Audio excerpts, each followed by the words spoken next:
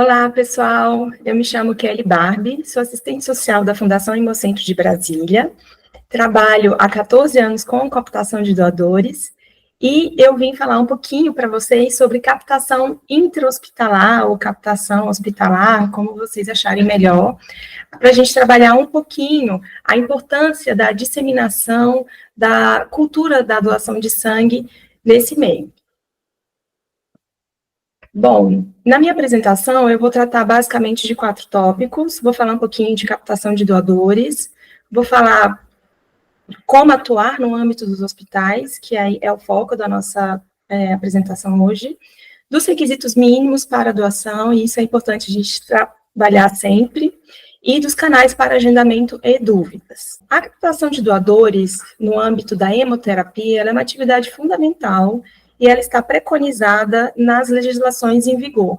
Então, a gente tem hoje a Portaria de Consolidação número 5 do Ministério da Saúde e a RDC Anvisa 34/2014, que trata principalmente do ciclo do doador, que é onde a captação de doadores está inserida. Mais para frente eu vou falar um pouquinho das atividades que, de uma forma geral, são desempenhadas na hemorrede pública, ou seja, nos hemocentros públicos. Não que os privados não desenvolvam também, mas eles desenvolvem de uma forma muito específica, voltada para a reposição, mais para frente eu vou falar sobre isso.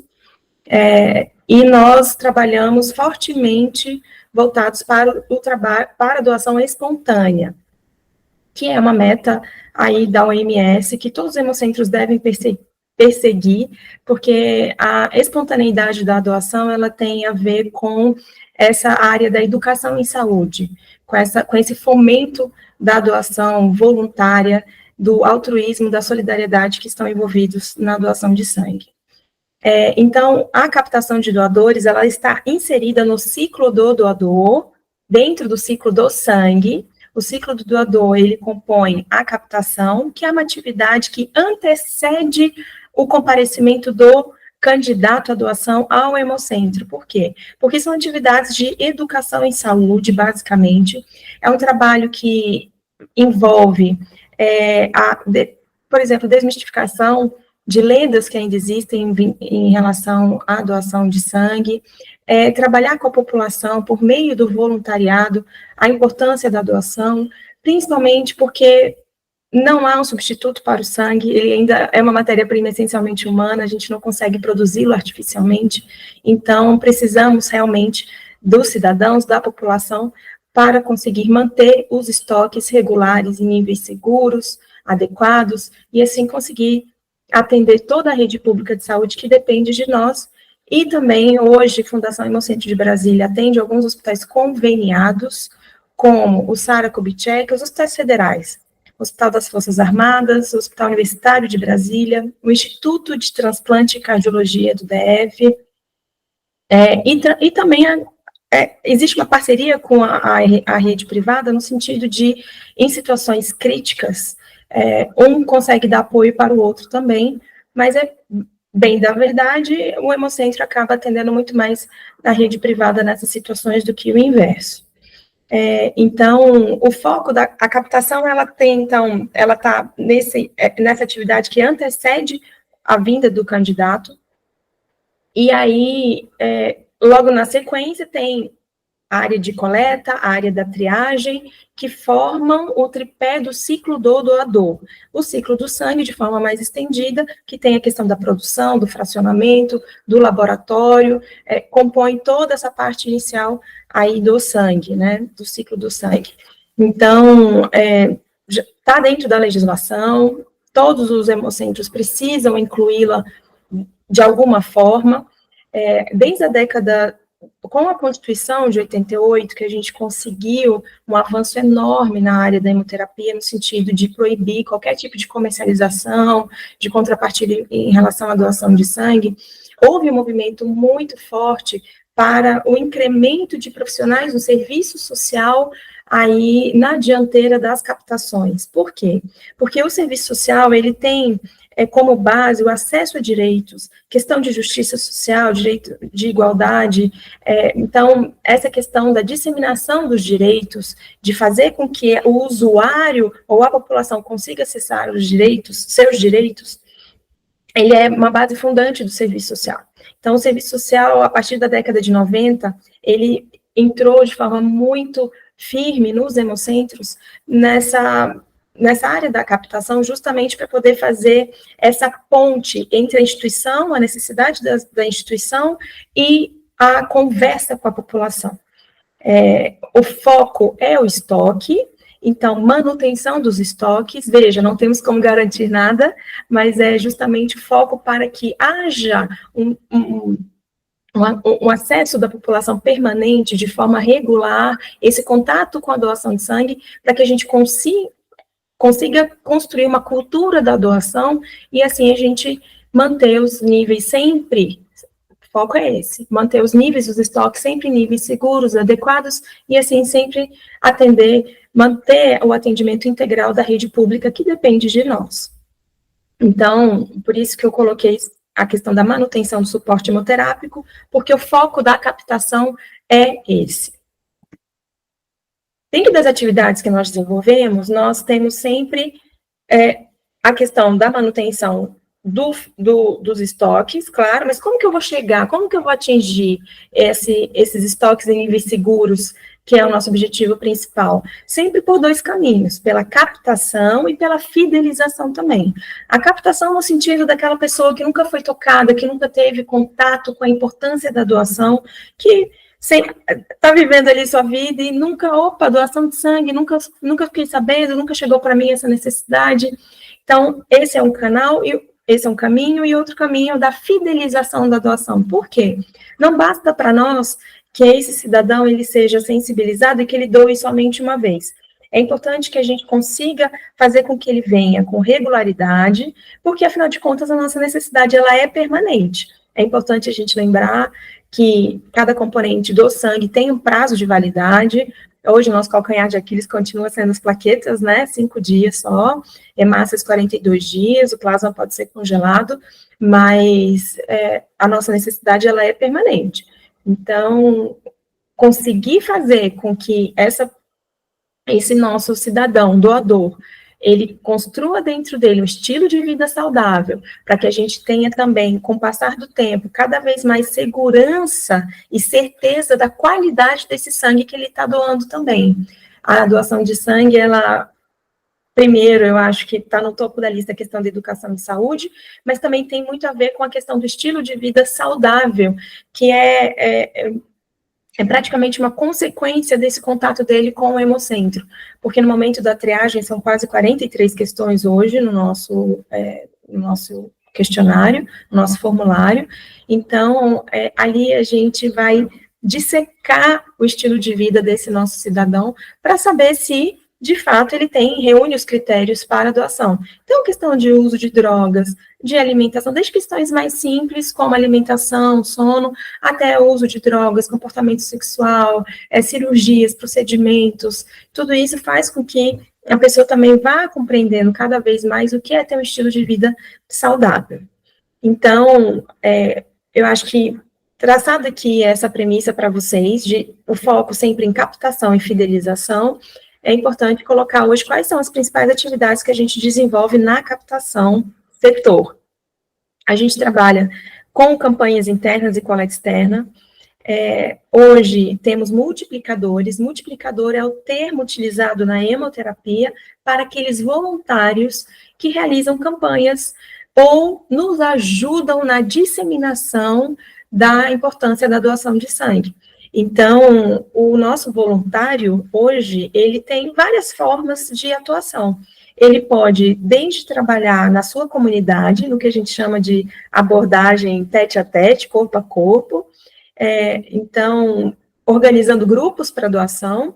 Ele pode também, hoje, tem um canal de comunicação com o nosso WhatsApp, eu vou passar aqui no final da apresentação para vocês. É um canal de comunicação, nós desenvolvemos listas, grupos, e por meio deles nós conseguimos ter uma comunicação mais direta com esses nossos voluntários, para que eles consigam repassar, para que eles consigam entrar ali a trabalhar e atuar no seu meio, desde amigos, vizinhos, grupo de trabalho, para que ele consiga impulsionar também ali a necessidade do hemocentro. Seja uma necessidade pontual, como queda específica de uma tipagem sanguínea, ou porque a gente não está conseguindo atingir a nossa meta de 180 doações dia, ou às vezes é um agradecimento, é um reconhecimento, porque sem eles, com certeza, nós não conseguiríamos atingir as nossas metas e atender a necessidade dos pacientes. Então, hoje a captação, o pilar é esse contato, esse vínculo com os multiplicadores. Eles são importantíssimos para a continuidade das atividades, para a manutenção das atividades. O que são as campanhas internas? As campanhas internas são grupos de 10 até 20 pessoas, em média, que podem ir até o hemocentro e efetuar a doação em loco. Nós disponibilizamos transporte, vans, para esse traslado dos grupos. Nós entendemos que o transporte ele é fundamental para viabilizar a ida até o hemocentro.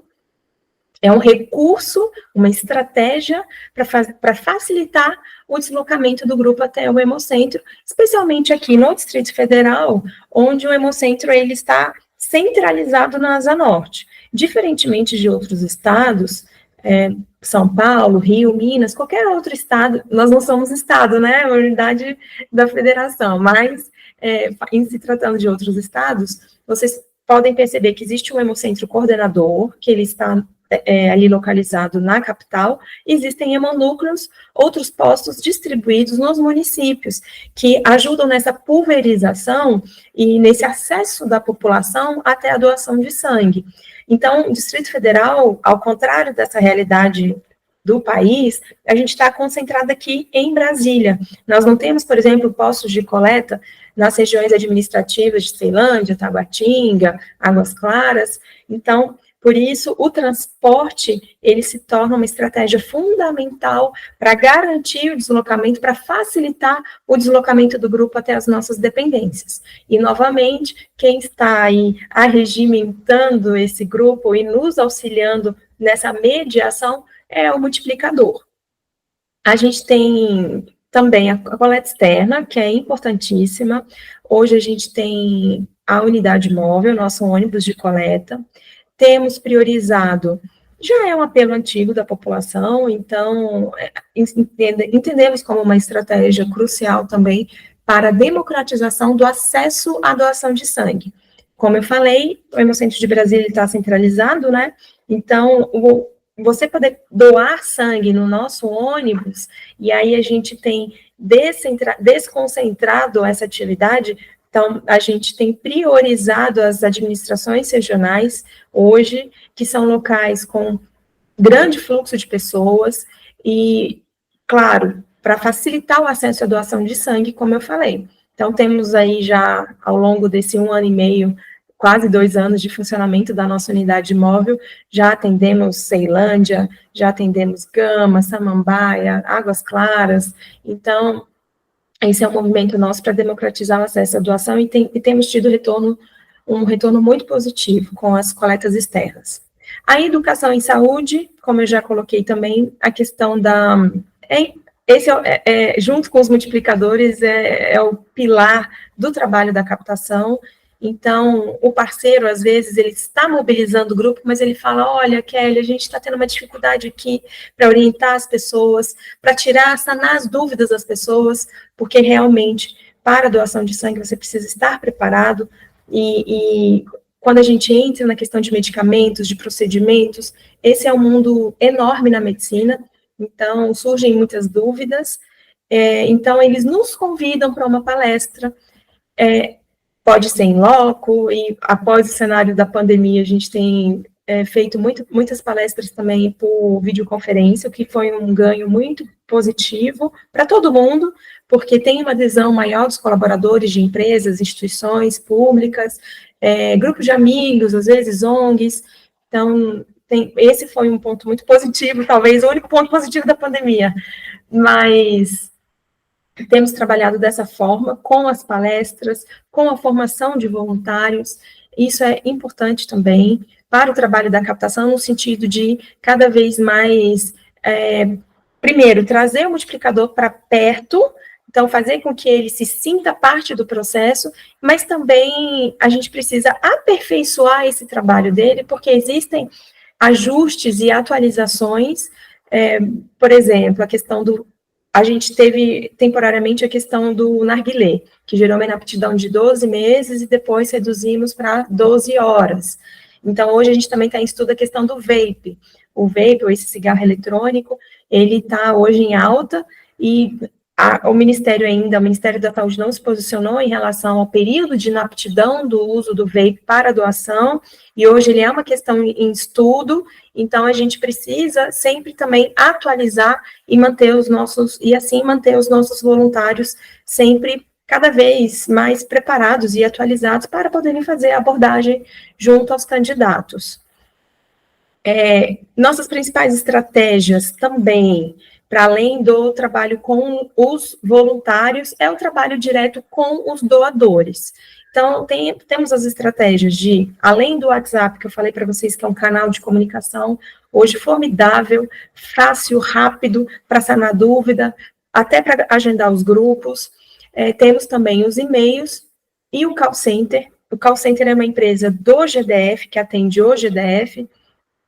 Então, o Hemocentro, ele tem uma participação ali, e aí, primeira rotina diária é conferir o estoque, a nossa necessidade, e a partir daí, a gente conseguir gerar as listas, ou enviar e-mail para os doadores do nosso sistema, pedindo para eles voltarem, explicando que existe uma necessidade específica por aquela tipagem RH, e temos também um trabalho com os fenotipados estendidos e a férise. A férise, a gente tem uma necessidade diária de coleta de plaquetas por aférise no Hemocentro, então precisamos sensibilizar e explicar, informar a importância da doação por aférise aos nossos doadores. Hoje, no Hemocentro de Brasília, coletamos de homens do tipo O positivo e A positivo, que são os mais frequentes na população. E qual que é a importância dele, de repente, migrar do sangue total para a férise? Por que a férise é importante? Para que tipos de pacientes nós conseguimos atender? Você pode doar a cada 15 dias. Então, tem esse trabalho da captação no sentido da orientação, da educação, mas também da agenda, de garantir a agenda. Garantir é sempre forte para captação, né? Mas de trabalhar em prol dessa agenda de doadores, dessa coleta diária que a gente precisa. E tem também a questão dos fenotipados, para aqueles pacientes que precisam de transfusões regulares. Quem está na T me assistindo agora vai saber do que eu estou falando, doença falciforme, aquelas anemias crônicas que precisam de transfusões com frequência. Às vezes é um paciente que vai se submeter a uma cirurgia, ou que tem alguma outra doença que seja muitas transfusões, então esse paciente vai precisar de um fenótipo estendido. E ao contrário da férise, que o doador, ele é instigado ou sensibilizado ali no Hemocentro, então, a gente consegue ter um trabalho educativo com ele. O fenotipado, ele é escolhido aleatoriamente pelo laboratório. O nosso laboratório de imunohematologia, ele faz uma seleção aleatória de 12, 13 doadores por dia. Ele faz o teste, o exame do fenótipo estendido, e aí esse doador que foi escolhido aleatoriamente, ele não sabe que ele está ali, que ele pode ser compatível com determinados pacientes. Então, as listas hoje são enviadas para a captação, para que nós possamos fazer esse contato com o doador e explicar que de doador, digamos assim, totalmente, continua sendo anônimo, claro, porque é anônimo, a doação ela é anônima, é um pilar de legislação, e claro, todo mundo segue isso à risca, não que o doador vá saber para quem ele está doando, mas ele precisa saber que a doação dele é direcionada para uma pessoa específica, que tem um prazo para ele vir, e o que significa, de repente, você poder doar diretamente para um paciente, né, um paciente que tem necessidade permanente, então, que ele vai precisar realizar as doações quando ele for convocado pela captação, ele precisa saber que vai ser uma doação direcionada e diferenciada, né? E também um outro ganho muito positivo que nós tivemos foi o Agenda DF, que foi o sistema de agendamento. O Hemocentro funcionou por mais de 40 anos com as portas totalmente abertas, demanda espontânea.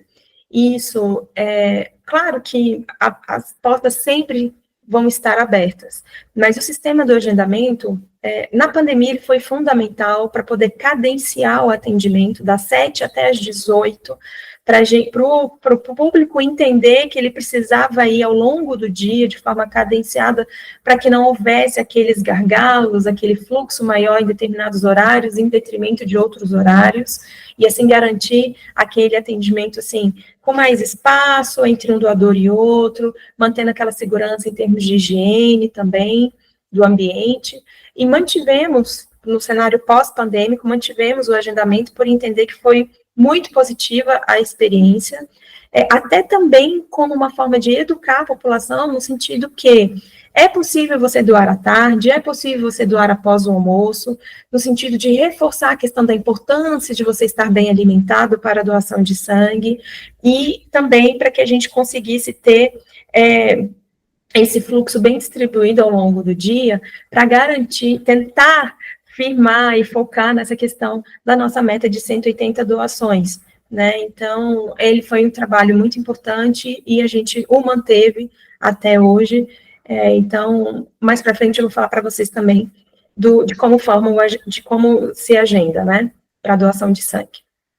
Bom, vamos então ao ponto específico hoje da nossa conversa sobre a atuação nos hospitais. Quem pode fazer essa atuação nos hospitais?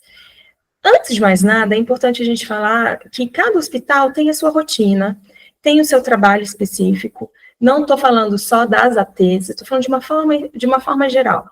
Por exemplo, o Hospital da Criança, que é um hospital atendido por nós, ele tem um trabalho de voluntariado lá dentro muito forte. O hospital de base, que hoje ele é comandado aí pelo IGES, ele também tem um trabalho de voluntariado muito forte. Mas tem outros hospitais que não têm, por exemplo, o Hospital do Gará. O Hospital do Gará é um hospital que tem menos demanda por hemocomponentes e que não tem um trabalho de voluntariado, assim, tão forte. Então, vai depender da realidade de cada hospital, por isso que eu vou falar aqui um pouquinho de opções, pessoal. É importante vocês abrirem realmente a mente, porque doação de sangue e esse trabalho de captação, ele é multidisciplinar. Então, ele cabe com vários profissionais, principalmente com profissionais de saúde, que já têm um entendimento diferenciado em relação à importância, à relevância da doação de sangue. Vocês, profissionais de saúde que acompanham ali no dia a dia a necessidade transfusional. Então, ninguém melhor do que o profissional de saúde que também tem no bojo da sua atuação, a importância desse trabalho de educação e saúde de uma forma permanente. Então, ninguém melhor do que vocês para fazerem essa atuação e também para terem uma noção do seu ambiente hospitalar, do seu ambiente de saúde. Às vezes você trabalha numa unidade básica de saúde, promoção da saúde, você não pode trabalhar a importância da doação de sangue? Sim, o trabalho de captação de doadores é um trabalho, como eu acabei de falar, multidisciplinar e, portanto, ele cabe em todo o cenário. Né? Então, para além dos cidadãos que podem trabalhar de forma voluntária, os profissionais de saúde, lembrando sempre que a atividade hemoterápica, ela compõe assistência à saúde prevista no SUS. Tá? Então, ali nos slides anteriores, eu abordei as legislações mais específicas, mas, claro, é importante a gente sempre lembrar que existe uma política nacional do sangue, existem normativas vinculadas diretamente à nossa política do SUS, que tratam do sangue. Como, então, que vocês nós poderíamos trabalhar a importância da doação?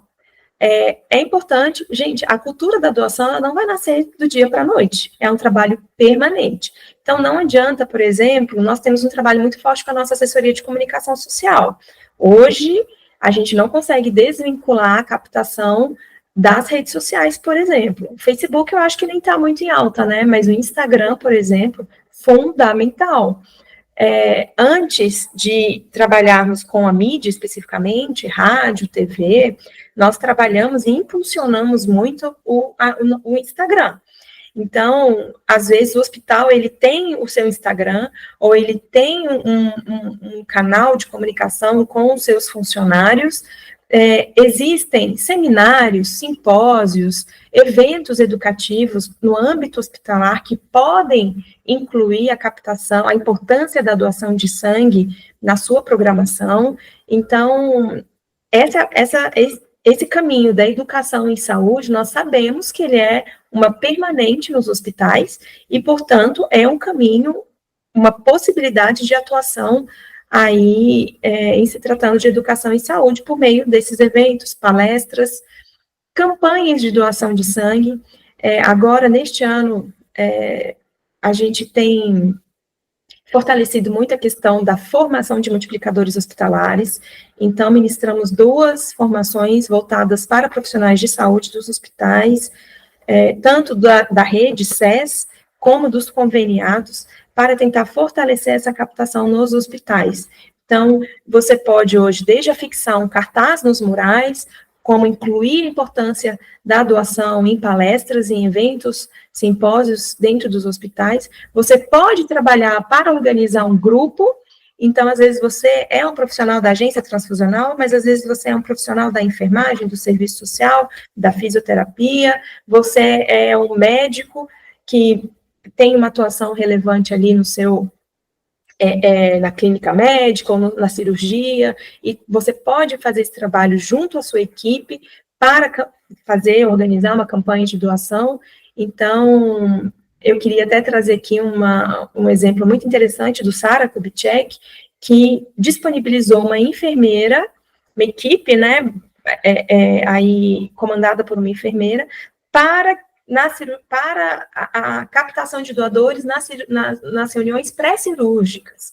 Então, tem hospitais que ainda mantêm essa rotina de reuniões pré-cirúrgicas, tem hospitais que aboliram essas reuniões com familiares e com os pacientes, mas, de repente, você pode fazer uma abordagem ali no leito. Mas, veja, a abordagem no leito, ela não é tão interessante, porque o paciente ele já está sensibilizado. Então, você, como profissional de saúde, precisa ter um feeling apurado, no sentido de não sensibilizar, não prejudicar esse paciente que já está sensibilizado em virtude do seu quadro de saúde.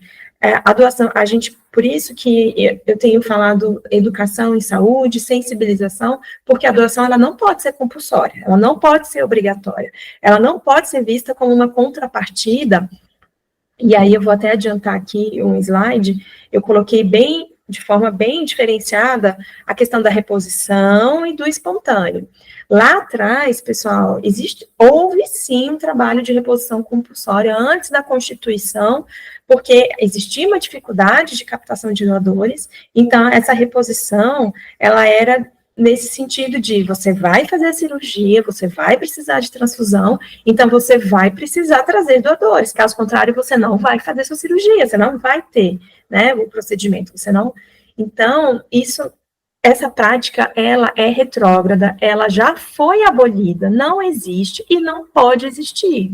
Então, quando eu falo para vocês educação em saúde, sensibilização, quais são os critérios, por que é importante doar, para manter os estoques, hoje o senhor está precisando, amanhã pode ser que outra pessoa precise, hoje você não precisa, mas pode ser que amanhã você precise, questão de urgência, eventos que fogem do nosso controle, então você se acidenta, amanhã você precisa, é uma questão de vida, né? Então, por isso que eu cortei a questão aí, esse tópico de reposição compulsória, porque é uma prática que foi abolida, não existe, não pode existir. É muito importante que você, profissional de saúde, que tem essa atuação ali no beira-leito, técnico de enfermagem, hemate-hemote, esse enfermeiro que tem esse contato direto com o paciente ali, no pós-cirúrgico, no pré-cirúrgico, que tem essa sensibilidade na abordagem da importância da doação, de fomentar essa doação de sangue com familiares, com amigos, com a rede de apoio ali do paciente, porque em momento algum pode ser vista como uma prática obrigatória de contrapartida, de pagamento ou de ressarcimento de qualquer forma, porque essa prática ela não existe e não pode existir. Então, quando a gente trabalha no contexto intra-hospitalar, a gente entende, sim, que ele não vai ser um doador 100%, inicialmente ele não vai ser espontâneo, porque o espontâneo é aquele que de pronto já se prontifica, né, já se coloca para doação, muito embora, claro, ele deve ter tido aí um acesso, uma abordagem para a doação de sangue, mas no contexto hospitalar, nós sabemos que ele vai entrar nesse como uma reposição solidária, mas nesse sentido de sensibilizar o paciente que vai precisar da transfusão, mas olha, é importante a doação, o senhor precisou, amanhã pode ser que outra pessoa precise, então, quem sabe a gente não consegue sensibilizar alguém da sua família, da sua rede de apoio para a doação de sangue. Vejam, a forma da abordagem, ela é diferente, é no sentido de sensibilizar para a importância da nossa causa. Se a pessoa conseguir doadores, se ela sensibilizar ou não, a gente não vai cobrar, a gente não vai questionar, é uma fala de educação e saúde. Agora, ele vai, nesse primeiro momento, ele indo, a gente conseguindo captar esse público para a doação, entrou no hemocentro, aí sim, a gente vai abordar esse doador para que ele passe a ser um doador espontâneo, uma vez que ele foi sensibilizado no contexto hospitalar. Então, o nosso objetivo final é sempre trabalhar para o doador espontâneo. Hoje, a OMS continua com a meta do rumo ao 100% das doações espontâneas, porque realmente é como a gente consegue visualizar o doador que, de fato, ele tem aquele espírito altruísta, aquele espírito solidário, e como que entende a doação como gesto de cidadania, de responsabilidade social, acima de tudo, eu acho que é isso, da responsabilidade social, e que, de fato, ele não vai em busca de nenhum tipo de subterfúgio, de pagamento vinculado à doação, né? Então, é cada vez mais esse trabalho que a gente precisa desenvolver. Então, falei da questão das reuniões pré-cirúrgicas, da educação em saúde sempre, né? Eu vou trabalhar e repetir isso, porque acho que o foco principal é esse.